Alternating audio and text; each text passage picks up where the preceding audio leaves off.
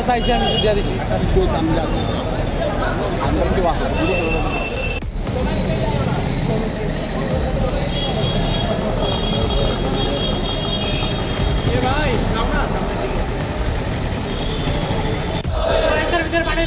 প্রকাশ করতে হবে তা না হলে আমাদের আন্দোলন চলবে না ধরো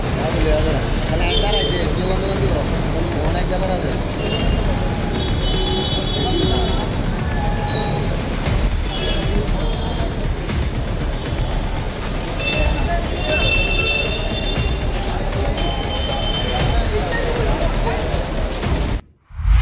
মূলত বিষয় আমরা আজকে না এখানে শুধু যে আজকে আইছি তা না, আজকে বিগত প্রায় 4 থেকে 5 বার আমরা এখানে হওয়া এবং ডিরেক্টরের সাথে আলোচনা করা, কথাবার্তা কওয়া, ডেপুটেশন দেওয়া। এই ফ্লেক্স বানিয়ে আসার কোনো মূল্যই নেই আমাদের কাছে বা ওদের কাছে, যে আমরা এত টাকা খরচ করে এই বেকার ছেলেগুলো যারা আজকে দিনে নিজের হাজিরা বদ্ধ করে এত দূর দূরান্ত থেকে এখানে জমায়েত হচ্ছি, যারা আমাদের উপরে বা যারা অধিকারিকরা রয়েছেন, মন্ত্রী মিনিস্টাররা রয়েছেন, তাদের কাছে কোনো তোয়াক্কাই নেই। আমরা যে এতগুলি স্টুডেন্ট, এতগুলি ক্যান্ডিডেট এইখানে বারবার আসছে, আমাদের দাবি নিয়েছে যে যদি তারা এরকম রিক্রুটমেন্ট প্রসেস ডিলে করে তাহলে কেন এই প্রসেস শুরু করেছে এবং 2022-এ একটা প্রসেস তারা কমপ্লিট করতে 4 বছর লেগে যায়। আর এই বেকার ছেলেগুলি কী করে খাবে তাহলে, এটার প্রশ্ন আমাদের এই সরকারের কাছে রয়েছে যে এটার উত্তর দিতে হবে। কেন এই বিগত 4 বছরে লেগে যাচ্ছে যে একটা প্রসেস কমপ্লিট করতে? শুধু ফায়ার সার্ভিস নয়, জেল পুলিশ বলুন, ত্রিপুরা পুলিশ বলুন, জেআরবিটি বলুন, প্রত্যেকটা দপ্তরেরই সেম অবস্থা, সেম কন্ডিশন। তাহলে এরকমভাবে বেকার ছেলেরা কোথায় যাবে? কিভাবে তারা রোজগার করবে? কিভাবে তাদের ফ্যামিলি চালাবে? প্রত্যেকটা ছেলে মেয়ে যারাই চাকরির জন্য উপযোগ্য হচ্ছে, তাদের এই যে প্রসেস, ডিলে প্রসেসের জন্য তাদের ক্যারিয়ারটাই নষ্ট হয়ে যাচ্ছে। এর জবাব কে দেবে? দেবে সরকার। তাহলে এই সরকারের কাছে আমাদের প্রশ্ন, কেন এই ডিলে হচ্ছে? কেন এরকম ধরো ডিলে প্রসেসে চলছে? প্রত্যেকটা যখন প্রেস মিট করে আমাদের শ্রদ্ধেয় মিনিস্টাররা, তখন দেখি যে হয়তো পুলিশের নিয়ে আলোচনা করে, নয়তো বা জেআরবিটি নিয়ে আলোচনা করে, নয়তো নতুন কোনো প্রসেস নিয়ে সে আলোচনা করে যে নতুন রিক্রুটমেন্ট হবে।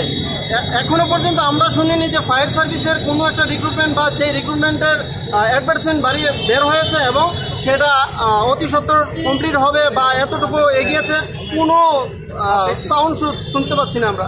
এরকম কেন? ওই ত্রিপুরা পুলিশ যারা নতুন আমাদের পরে ফায়ার সার্ভিসের পরে দিয়েছে তাদের এটা কমপ্লিট করে নেবে। এখনো পর্যন্ত আমাদের ফায়ার সার্ভিসের কোনো খবরই নেই, অথচ ত্রিপুরা পুলিশ আমাদের পরে দিয়েছে তাদের এটা কমপ্লিট করে নেবে। কেন এরকম কেন হচ্ছে? আমরা কি কোনো স্টুডেন্টরা কি কোনো গায়ে লাগছে না? আমাদের কোনো মানে ইয়ে নেই, এরকম বোঝাচ্ছে। তাহলে আমাদের এই ক্যান্ডিডেটরা কেন আজকে এই পথ অবরোধ বা এই যে আন্দোলনে সামিল হব? যদি সরকারের নিয়ম মতে, সরকারের প্রসেস অনুযায়ী সুন্দরভাবে সুষ্ঠুভাবে করতো, তাহলে আমাদের এই জমায়েত এখানে আসার কোনো প্রশ্নই ওঠে না। আজকে জেআরবিটি কমপ্লিট করে নিচ্ছে, আগামী 7 তারিখ।